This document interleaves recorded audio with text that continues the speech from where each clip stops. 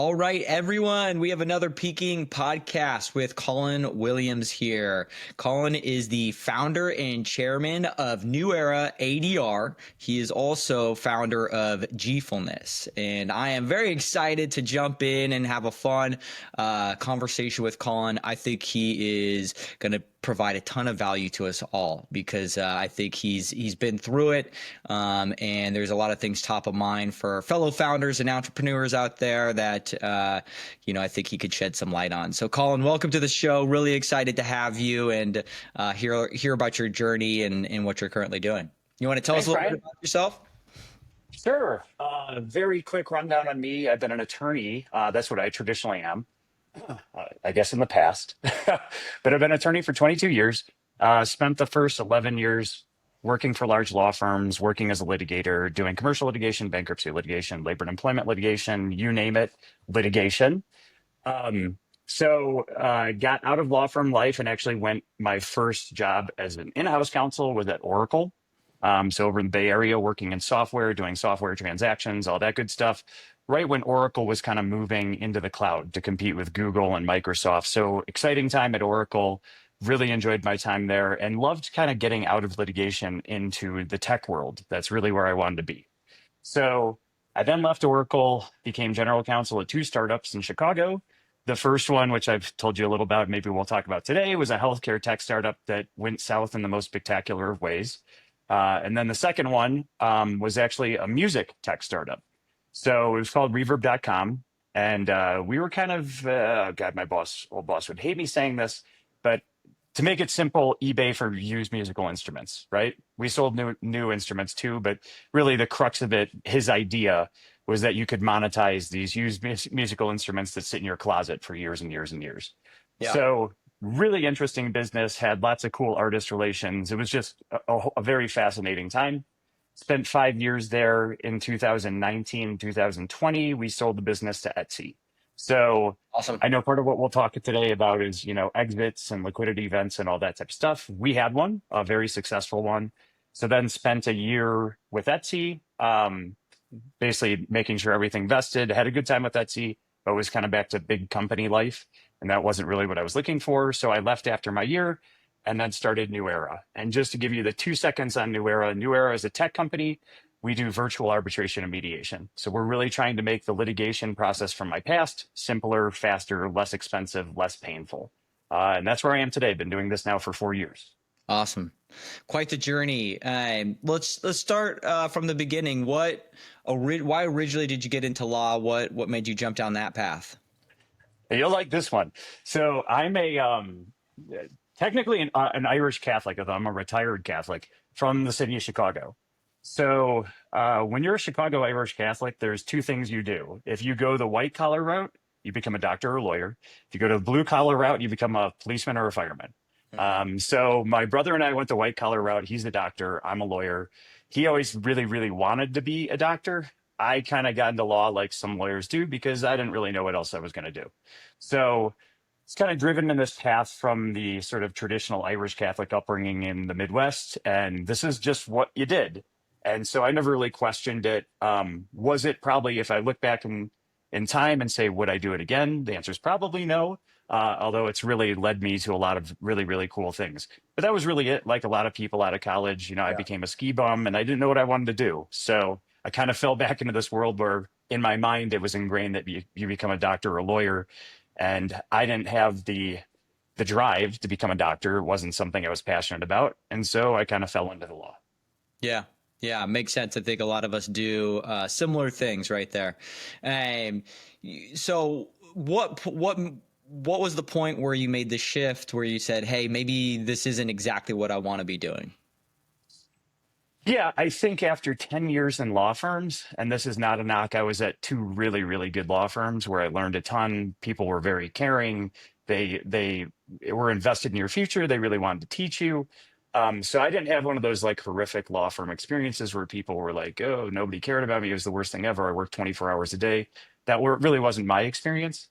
But I think I realized over the course of time, at least that 10 years, that the litigation process to me was very, very broken. And I didn't feel like I was serving clients, right? And that wasn't a fault of the firm or anything else. I just felt like the way the paradigm was set up, that we were pushing lots of paper back and forth, but my client, their one goal is to get out of this. They want this over. Yeah. And the issue is I couldn't get them to that finish line because that's not how the system is built. The system is built so that lawyers can push paper back and forth until, quite frankly, people can't take it anymore. And once again, that's not a knock on lawyers. That's how the system's built. So for me, I just said, I can't do this anymore. I just don't feel like I'm helping. So I wanted to get out of litigation. I wanted to get into the in-house world and learn how to build companies and things like that. So it was really the culmination of 10 years of doing what I was doing, 10 years of litigation. How's that? And now here I am sitting back in litigation, but trying to fix it in a different way, Yeah. where I just said, I can't do this anymore. It just wasn't me.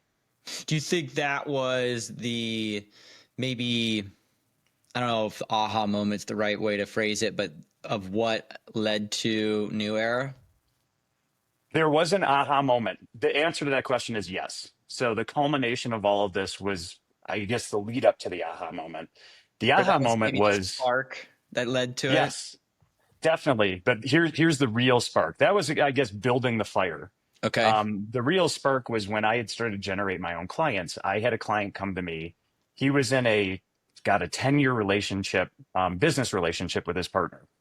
And one day they decided that they didn't like each other anymore and they wanted to get out of this business relationship, but not atypical, kind of oil and water situation, right? Like they hated each other. So if one suggested one thing, the other would immediately suggest the other. Doesn't matter who actually had a good idea. So to make a long story short, my client came to me and he said, I need help. We're obviously going to have to go to court to dissolve this thing and get rid of it. What do we do? So we started the litigation process, right? And after 3 years in this process, we hadn't even made it to discovery.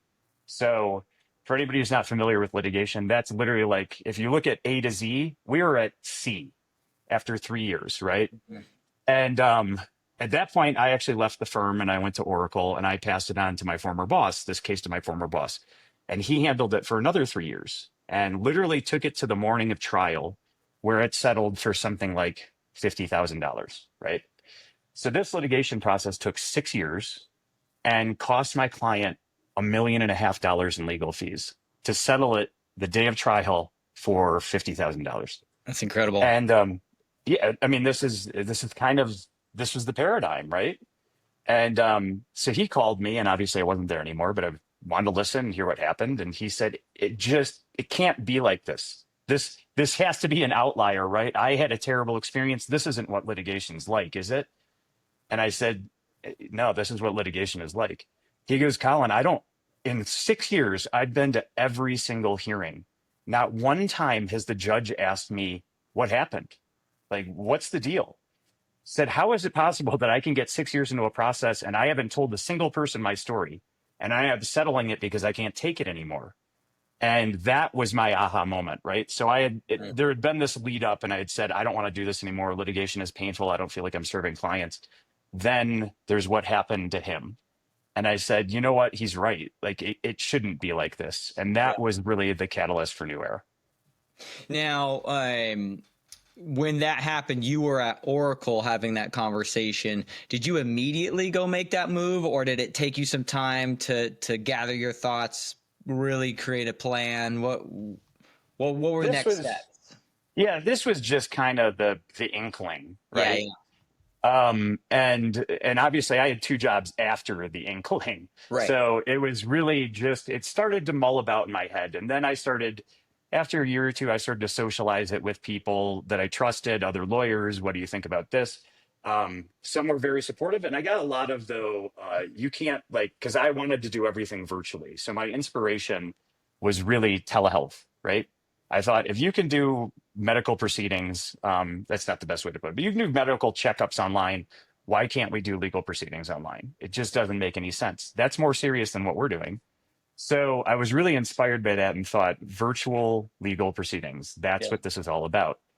So I had some people who were really excited about it, and I had tons of people who thought I was absolutely nuts, right?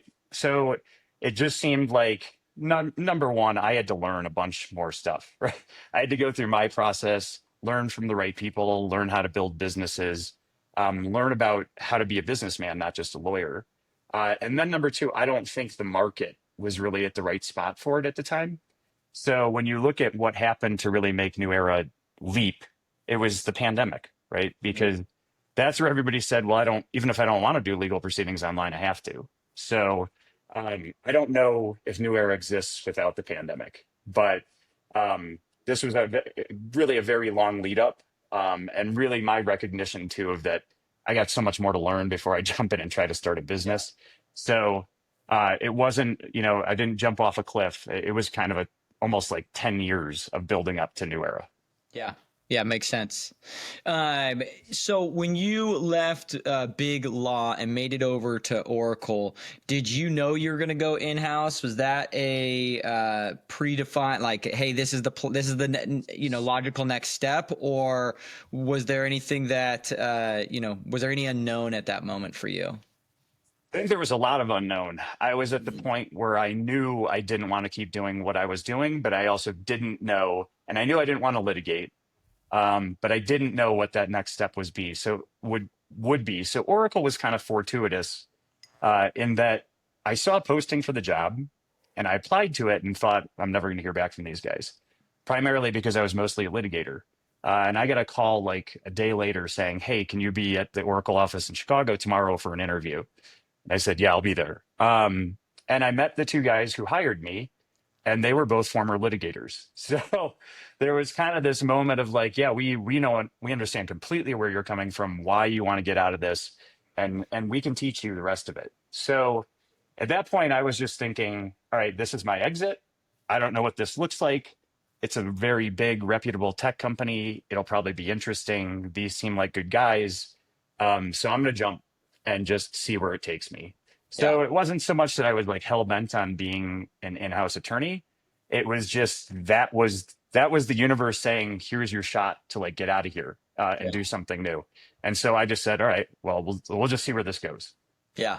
Now, would people in similar situations, not necessarily from being a lawyer, but just being in a profession that's potentially well paid or safe, but they hate it and they're not interested and they want to move on, but they're maybe scared and there's a lot of fear there. Is there any advice you would give to people, how to deal with Yeah. these moments or ways to prepare or?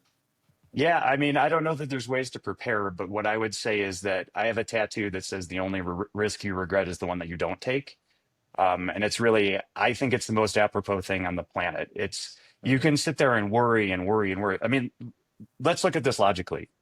If you have a high paying job and it's a great job, a consultant, accountant, whatever you are, you can always go back and do that, right? It's not like that door closes and you don't have the opportunity to go back and do what you were doing. But if you never jump off that cliff, you don't have any idea if you can do something different. It does, and I'm not saying it's better, right? Working at a large company for a lot of people is great, and they don't have any desire to leap into an entrepreneurial world. But if you have that inkling, then if you don't jump off that cliff, you're never going to know if you could be successful at it. And even if you're not successful, and even if you're not successful 10 times, maybe you're successful the 11th. But even if you're not successful 10 times and you decide, I don't want to do this anymore, then you can go back to doing what you were doing. But I can't imagine sitting on my deathbed and wondering, like, could I have done that? So my suggestion is, as long as like the economics allow it in any way, give it a shot. And if it doesn't work out, you can always go back to doing what you're doing. Yeah, totally. Completely agree with that. So that kind of leads us to after Oracle, right? That's where you made your jump into entrepreneurship. Tell us about that piece of it. What did that look like for you? Yeah. So my first general counsel job was at this healthcare tech startup in Chicago. They were very successful, right? At least on paper. It was probably the hottest startup in the city. My wife actually knew one of the founders. She connected with them and said, my husband is a lawyer. If you're ever looking for a lawyer, and they said, we actually are. Like, now's the time. We think we're big enough. We need somebody in-house.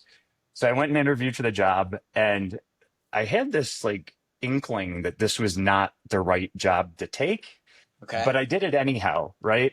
Because I just thought the opportunity is too big to let pass. So I jumped into that world and learned a hell of a lot about what not to do, right? And my whole goal from going from like a place like Oracle, where I was in a house attorney, but I was probably one of 200 attorneys, to being a general counsel was to learn how to build businesses, right? I really wanted to learn the inner workings of this stuff. So that was not a great way to learn how to build businesses. Why? Um, I mean, I just had this overwhelming sense the entire time I was there that something was very off. Mm. And I couldn't really put my hands on it. And there was a very, very small leadership team that was very black box, and everything just seemed wrong. You know, it was almost like a Stepford company. There was times we would have these like group meetings and everybody would cheer and sing and stuff, and I'm just sitting back like, God, doesn't nobody else thinks this is weird? Like, I think this is a job. Like, I'm all for like having, a lot of enthusiasm for your job, but this just is weird. Interesting. Then towards the end of it, I really started to hear some stuff. I think people looked at me as kind of a trusted resource, and I had some analysts who came to me and said, "There's some things going on here that aren't right. These numbers aren't correct. Things like that." So at some point, I was only there for about a year. I said, "Something's off. I got to get out of here." That's the biggest piece of advice I would ever give anybody is like trust your gut. If something seems wrong, it probably is. And something ended up being very wrong. So yeah, the founders all got indicted. I was a federal witness against them. A whole other story. But that was where I learned really what not to do. So at that point, it was like my wife, I think, was kind of frustrated, and she was like, "Well, look, we're either going to move to Colorado, or you're going to go back to being a ski patroller, or you need to find a job that you're really like passionate about and you like." And so at the lead up, really when I knew I was going to get out of this company, I had started looking for new jobs. And she said, "Well, where would you want to go work?" I'm like, "I'd want to go work for David Cult. Like that guy, everything he does turns to gold. Everything he touches turns to gold." So she said, "Well, why don't you just call them?" I basically knocked on the door, right, and said, "I have no idea if you guys need an attorney, but I'd love to join this company." Ended up having some conversations with him. He was like, "I don't have any idea what you're going to do here, but I kind of like you, so why don't we give it a shot?" And that was really where I learned that guy knows his, no offense to anybody, knows his shit, right? He Yeah. really knows how to build businesses. And learning from him was what gave me the confidence that I could go do it on my own eventually. And it was really, two different polar opposites. One was everything was wrong. Nobody had any idea what they're doing. It was just a messed up place. And everything worked, right? And he knew how to do things the right way and how to Yeah. recruit people. And so that was sort of the jump from the Oracle world into the entrepreneurial So, world. let me pause you real quick because that's pretty impressive. I mean, to just cold call someone and go get a job, right? That's not easy. And I talked, as a staffing professional, someone been in the recruiting field, that's what I do. So I would love to know your approach and also any advice you'd give, because I give that advice all the time to people is, if you see a company or if you see a person that you want to be a part of, reach out, let them know. It can't hurt. Right. Rejection it happens all the time. And so, yeah, what's the story behind that? What was your approach? How did it work out? Obviously it worked Yeah. out well, but I mean, at the end of the day, you're right. The worst you're going to get is a no. It's not the end of the world. The other part I would say is like, and this wasn't intentional, but flattery is the most sincere form of compliment. sure. So I had seen him speak, and when I finally got to meet him, I was like, hey, I saw you do this. It was kind of like a Chicago-ish TED Talk, and he carried a guitar around the entire time. And I thought, what a fascinating guy. He founded this like a fintech company, and he's got this guitar and bought this music store. And I just thought, this is an interesting dude. And so when I finally got to talk to him, I just said, look, the how I ended up here is because number one, I'm a musician. Number two, I saw you do that talk and I thought it was absolutely amazing. And I was really, really interested in your passion for music and this why. And number three, I want to go do something for like that I care about, right? That I'm passionate about. And the reality is, if you can get somebody to listen, well, why wouldn't he be flattered that I was impressed by everything he said in this talk? And Right. I wasn't, once again, I wasn't doing it to kiss his ass. I was doing it because I was impressed with everything he did in this talk. And so there was an honesty about it, I think, that he picked up on. And at the end of the day, I think it's like, once again, it's like, I'm complimenting everything you've done. I'm incredibly impressed by what you've done. So I want to learn how to do that stuff. And for me, he was like, all right, yeah, I get it. Like, I get it. I think the hardest part is getting the audience, right? Because most Yeah. people are just like, I don't have time. Who is this person? I don't care. I Sure. was just fortunate that this company was like, and the recruiter was like, yeah, right, cool. I don't know either. I don't know if we could use you, but let's have a conversation. Yeah. And that literally that conversation led her to walking me to his office and introducing me. So once again, it's jumping off a cliff, right? Like Yeah. you said, there is no downside, right? Getting told no, big deal. Move on with your life. But there's huge upside. Yeah. So somebody says yes, how excited are you going to be? Yeah. So I think you just kind of have to get out of your own way and say, I don't give a damn. Yeah. And if you do, you never know what's going to happen. Yeah. So, what were the early days like working for him? What exactly did you do to begin with? Yeah. So it's funny when he first hired me, one of the things he said is, I don't think I need a lawyer because I do the right thing. So are there other things you can do around here? And I Okay. said, I don't know, but I'm guessing yes.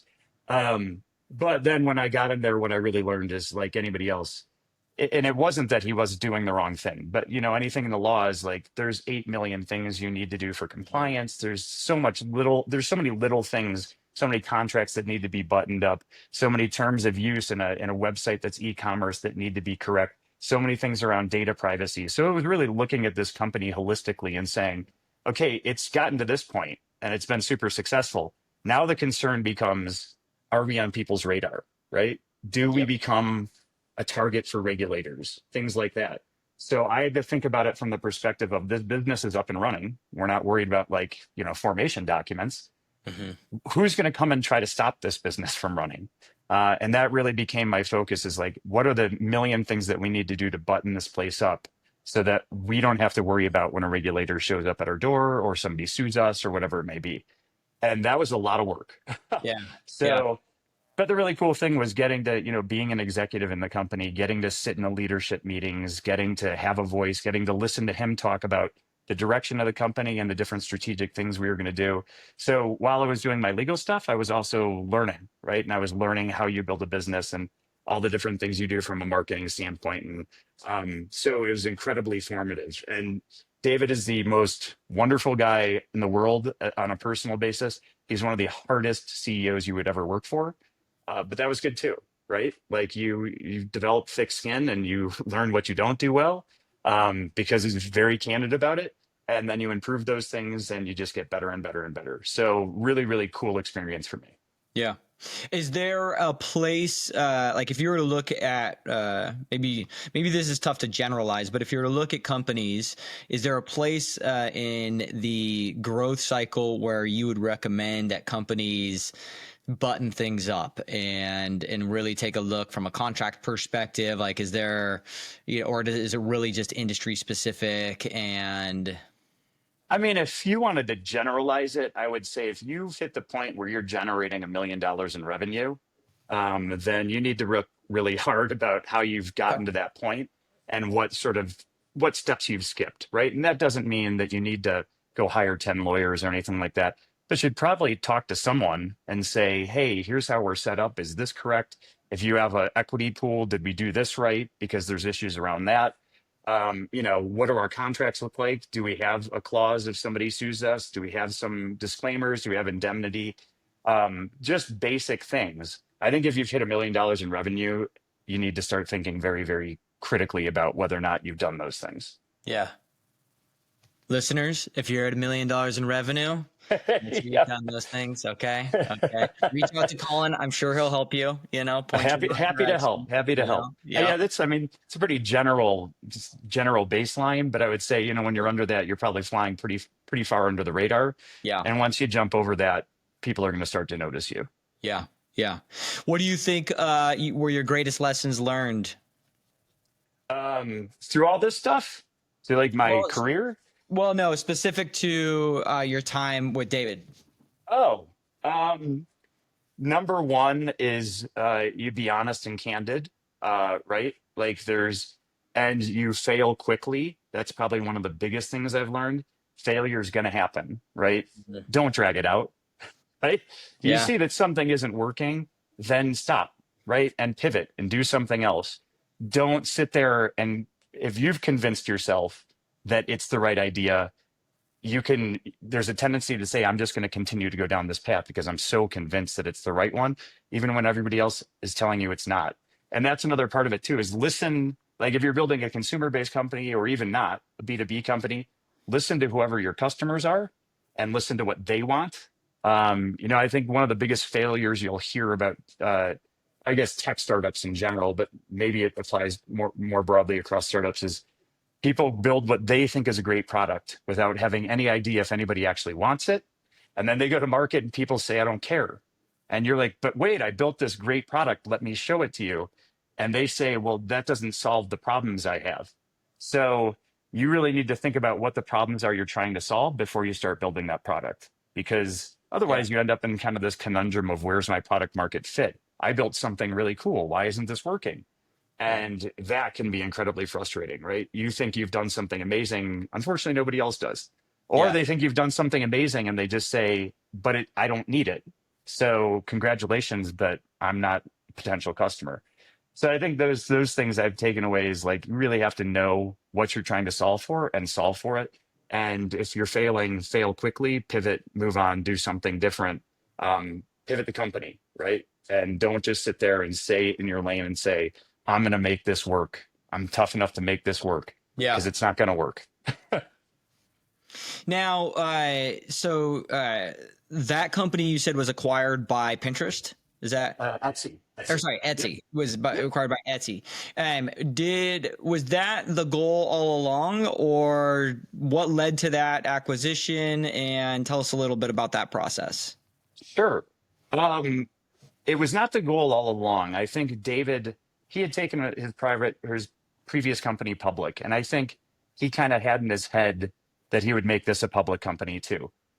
But I think along the path you realize certain things, and David is magnificent he's at a lot of things, but this in particular, at knowing when it's his time to leave a business, knowing when the business needs something different than him, and not bigger, better, or anything, just a different leader given the stage it's set. So I think he realized I'm not the guy to take this further, right? I've taken it to this point, and it was, we were doing 975 million in sales. This is not an Yeah. insignificant company.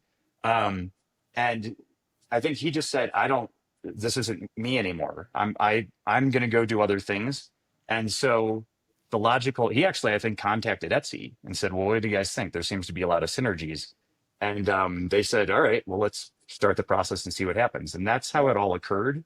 But I think at the end of the day, he really would have had a public company had he still felt like I'm the guy to lead this.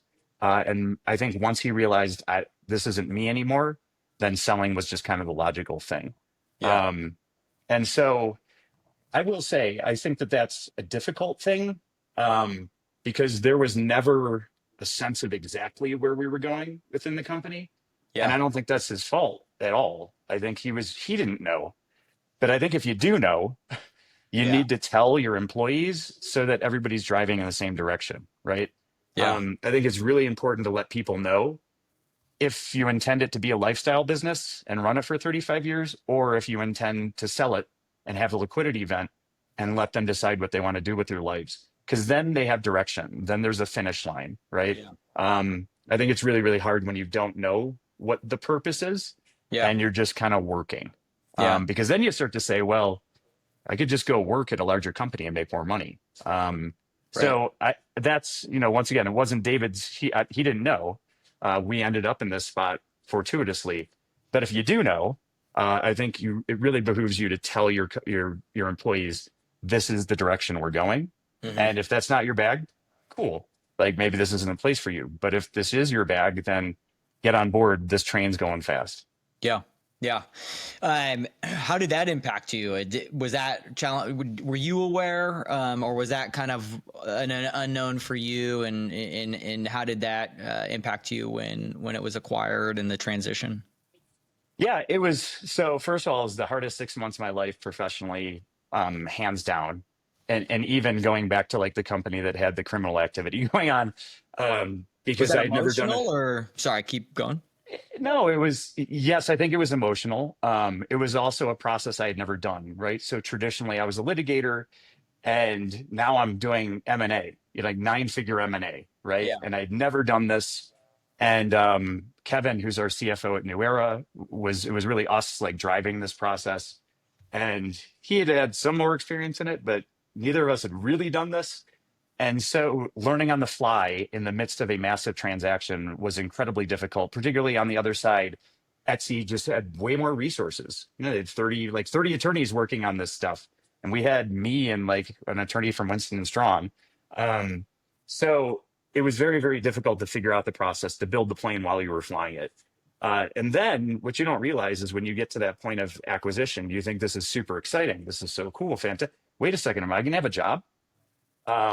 Like once we hand over the keys, anything that's been told to us is really pretty irrelevant. Like they run the business and they could can us all and shut it down. They didn't, obviously, but you start to wonder about those things. And I think what Yeah. happens is that permeates the employee base. They start to wonder, am I going to have a job?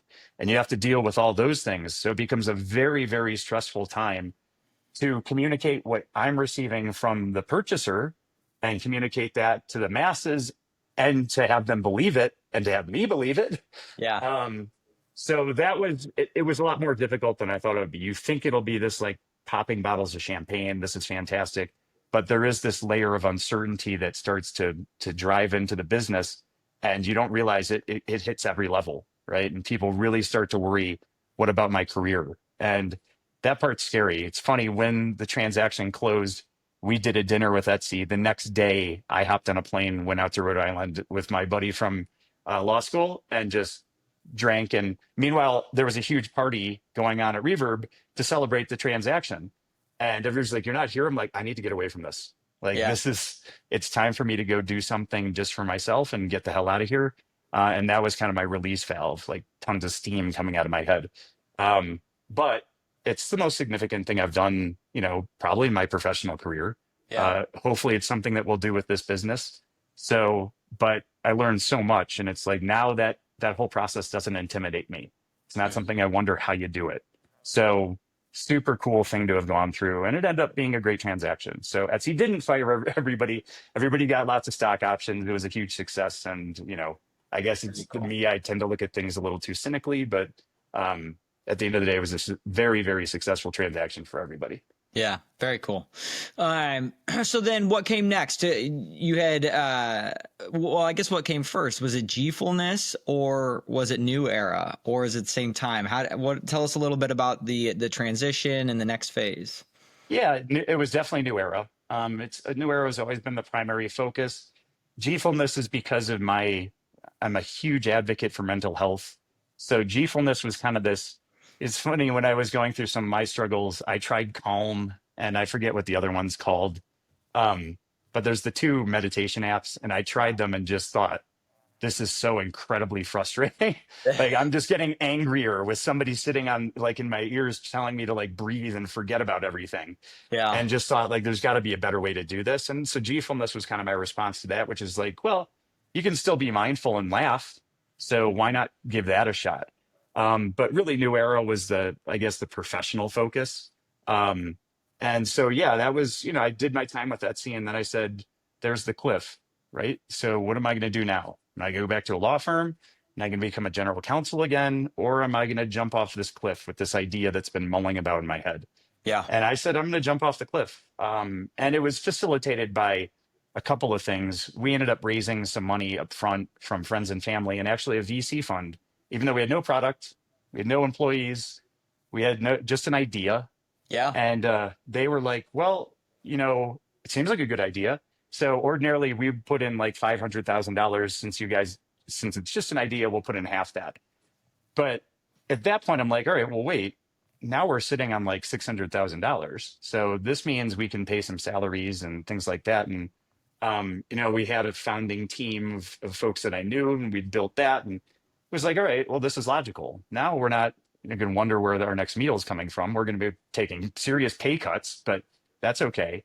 And so that to me was the moment where I'm like, all right, there's something here, and I can jump off this cliff and it's all going to be okay. Very cool. So, what year was that when it started? 2000. 2000. So how were the beginning days? You're a non-technical founder, you're a litigator, you're building a software product. What was going through your mind? But it is my buddy Pete Cadens, who's another serial entrepreneur. He's built the largest cannabis company in the country, which is super Okay. cool.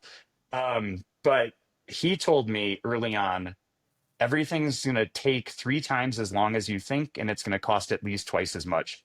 Okay. 1000% correct. The the best piece of advice I could ever give to anybody starting a company. Certainly there are things that go crazy. There are rocket ships that right out of nowhere just explode and blah blah blah. But the reality is like you look at the statistics and Mhm. within 3 years, like 50% of startups have failed, right? Yeah. So getting to 4 years was a big moment for us. You know, Yeah. most startups never have a customer. Most startups never have a product. So I always relied on those things where I was like, we've raised money, we have customers, we have revenue, we've made it past like the first year. And that's what kind of just kept me going. Mhm. Uh, but I will say, I always come back to that. It's going to take 3 times longer than you thought and cost at least twice as much. So if you can get that in your head from day one, I think you will be far less disappointed at how slowly it kind of moves. Um, but you also have to celebrate every single success, right? In a startup, you're going to fail. For every 10 times you fail, you'll have one small success. Celebrate it because it's important, then Mhm. move on to the next 10 failures, and then you'll have another small success. And those small successes will build and build and build until you reach big success. Yeah. But acknowledge that it's going to take a lot longer than you think and cost a lot more than you thought it would. Yeah. Where in the beginning days, where did you spend most of your energy? How did you prioritize your time, whether it was product development, building a team, or hiring? What was most important to you in the beginning? Content and sales, Hmm. right? I mean, I think you need to establish in this day and age, you have to establish an online presence, SEO, things like that are important, being on LinkedIn. So that means you got to have something to say, right? So you need some articles out there so people know what you're doing and who you are. And then founder-led sales is really, that's another thing. If you build a startup and you're not interested in ever selling, well, I hate to break it to you, Yeah. because I wasn't a salesperson. My dad was. He ran a sales business for 45 years. Um, but you're going to sell. Like that's all there is to it. You're the Yeah. person who has the vision. You're the person who can describe what you're trying to do. You can't just bring somebody in and teach them that. Yeah. So you're going to be on those calls telling people why they should be buying your product. And that is going to continue in perpetuity. Mm. So I would say if you're founding a company and you're not involved in sales and you're not trying to drum up business, you're doing something very wrong. Yeah. And all the rest of the stuff is ancillary. Revenue is king, right? So building the team's important and marketing is important, all these different things. Marketing leads to revenue, but sales, sales, sales, right? Just need to build Yeah. revenue, and it's really, really, really hard. Yeah. So I would say, if you're a founder, that's what you're going to be doing. And if you're not doing that, then you're avoiding what you need to be doing. Yeah. Now, at what stage were you ready to sit down in front of a customer and sell? Did you have a product? Were you sitting down and selling prior to having a fully vetted product? Obviously we talk about MVP and building out that for first base, but were you selling prior to then, or what did that look like? We didn't really launch until we had a viable product. So I Okay. would say there's that fine line to walk of where I said, like, don't keep building and building and building and building based on what you think is going to be cool. Yeah. But you do have to have something, right? You have to show people that, like, I am a legitimate company. I've got engineers, they're building things. So you need to have that in your back pocket because Yeah. otherwise, what are you selling? It's really hard to just sell an idea. And Yep. nobody's going to give you immediate revenue for just an idea. You have to be able to actually do what you say you're going to be able to do. So I think you have to have an MVP. And then once you have that MVP, I would say launch, right? Get your name out there. That's the time. Probably not before then. But yeah, I think you need to have a product. If you're a product driven company, you can't just tell people, here's what's in my mind. It's going to be amazing. Yeah. They're going to be like, great, call me when you've got it Right. because sounds like a great idea. Yeah. But until they see it, they're not going to be interested. Yeah. How was that first customer sell you made? Very difficult, very Okay. satisfying. Yeah. Yes. So it's one of those things I sort of think of being in a startup as just a constant set of, I can't believe this, right? Hmm. And I remember when we got our first big customer and they were going to pay us six figures of money. I had this like, I can't believe this. Like, I can't believe we raised money. I can't believe that there's employees at this company. Can't believe we have a logo and we've got equity and all these different things. And now I can't believe that these people are going to pay us to do what we said we were going to do. Yeah. So that's why I said you need to celebrate those wins, because I think up front we thought, oh, this isn't so hard. Um, but then you realize it is really, really hard. Like, you may have somebody come along early in the process that needs you to solve a particular problem for them. That doesn't mean that that problem sort of, drifts across every single customer. That problem may be very unique to them. And that's great. You can solve that problem, but that doesn't mean you're going to have 10 more people that have that same problem. So once again, celebrate those wins because it's really, really hard. But it is cool when it happens. And there's definitely a sense of satisfaction. Yeah. What was the biggest mindset shift that you had to make from starting to where you are today? I think when you first start, there's this overwhelming sense of, maybe not for most people, but for me, that we're gonna fail, right? You're kind of Yeah. waiting to fail, because the numbers say you're gonna fail, right? So you just have this constant sense of like, okay, well, that good thing happened, but now something awful is gonna happen. I think 4 years in, you start to realize, you know what, we're not just gonna fall apart. Like, and we can go raise money if we need to raise money. And so the shift becomes, all right, well, now I really want this to be successful. I'm no longer just sitting here, worrying all the time that it's not going to be successful. Now I'm Mhm. thinking about, how do I make it successful? Like, how do I make this as big as I want it to be? And that's an important shift, right? Because when you're constantly worrying about failing, it's really, really trying. It's really, really trying. And when you get to the point of, I'm really trying to make this a bigger success. By the way, it's really, really trying, but but at Yeah. the same time, it's just a different stress on you, right? So it's a very satisfying shift to say, my God, we've made it 4 years. Like, we're not fly by night. We're not just gonna disappear. Yeah. And I think at some point in your journey, you'll have that shift, and it's an important thing to notice and to Mhm. say, all right, well, now mindset isn't survival, mindset is growth. Yeah. Yeah. Do you think that relates to imposter syndrome and, as you're a founder and going through that process? Yeah, I mean, God bless anybody who doesn't have imposter syndrome. You Yeah. know, I guess you have to have a certain You're level of here. confidence. Yeah, Totally. yeah, yeah. And it's great if you have a level of confidence that you don't have those issues. But I mean, my Yeah. God, I don't know who doesn't have it, right? Because once again, like I said, I can't believe this. That's that Mhm. constant sentiment of, I can't believe this. Can't believe this happened. I can't believe this happened. That is imposter syndrome, right? Yeah. Because you can't believe that you've been a part of doing something that's accomplished all these things. But you need to defeat it and just say, look, I have these ideas in my head and I get it. And I'm concerned that I won't be able to do this. Push them to back and just see what happens. Yeah. Right. But imposter syndrome is normal. Like, Yeah. it's just a normal thing. It's not unhealthy. And quite frankly, I think it scares people into being more successful. Yeah. Do you have any just tips for fellow founders or entrepreneurs or just business professionals in general who are dealing with that, maybe who struggle with kind of the maybe from a mental health perspective, different things that strategies you've employed that have been helpful for yourself? Yeah. Um, I mean, number one is jump off that cliff, right? Yep. Give it a shot. Once you're off the cliff and you're flying, ask for help. I mean, it's the most Mhm. important thing you can do. There's so many people out there who have been where you've been and are completely willing to give you advice and tell you, here's what you should do. Or so just ask for help. And that applies to mental health too, right? If you're Mhm. feeling stressed out, if you've got problems and you just don't feel right, go get help. Right? This is not like this is not a battle on how tough you can be, right? It's not the Yeah. show alone. Like, how long can you stay out here and survive? That's a terrible mindset to have. So once you're in it, ask for help. And that doesn't matter if it's mental health or if it's professional. Rely on the people that are friends that you know that have been there, because they're going to be willing to help. And you know what? Maybe they become investors. There's all sorts of different ways and tentacles that these things sort of trail down.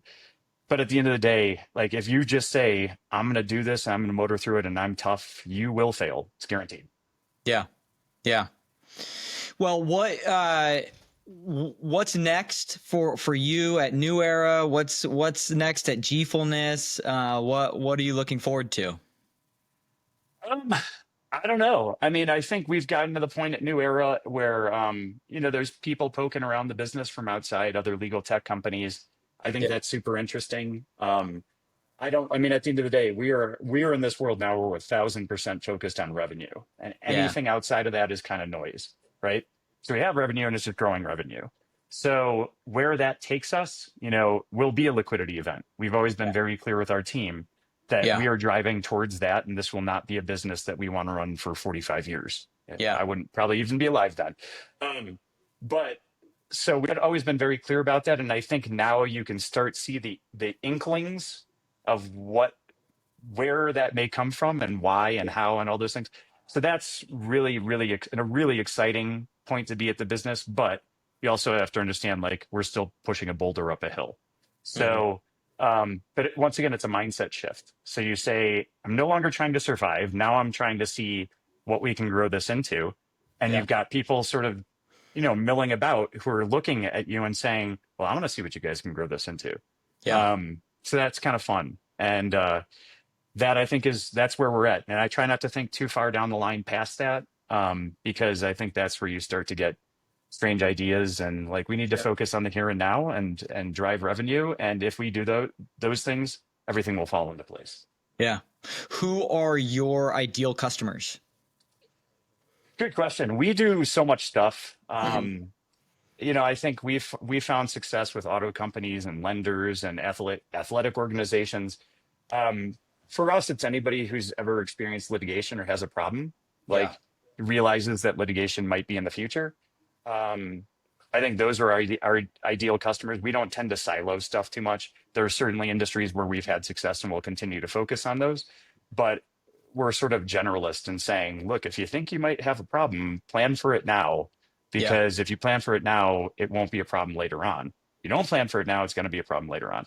And I know there's just certain businesses that understand that litigation is going to come and hard times are going to come. And so those are the folks that we talk to the most. Yeah. Makes sense. Well, anything else you want to leave for our listeners, whether that's mental health, advice for founders, anything at all? No, like I said, I jump off the cliff, have fun doing it, understand it's going to be really, really difficult. If that starts to impact your mental health, do something about it. Don't just suffer in silence. There's always this concept of like, it doesn't matter how much somebody's smiling, you don't know what's happening inside of them. Yeah. So don't be that person who's smiling through it, right? That's where bad things happen. This is a there's a reason that everybody doesn't do startups, right? This is the most incredibly difficult thing you will do professionally, period. Like it is so hard, and people don't realize until they're in it that it's that hard. But the gratification you can get out of it is far greater than anything you can get just working at a regular job. So understand it's going to be difficult. Take the leap, give it a shot, see what happens, take care of yourself, ask for help. If it doesn't work, not the end of the world. Yeah. Awesome. Awesome. Well, where can people find New Era, and where can people find Gfulness?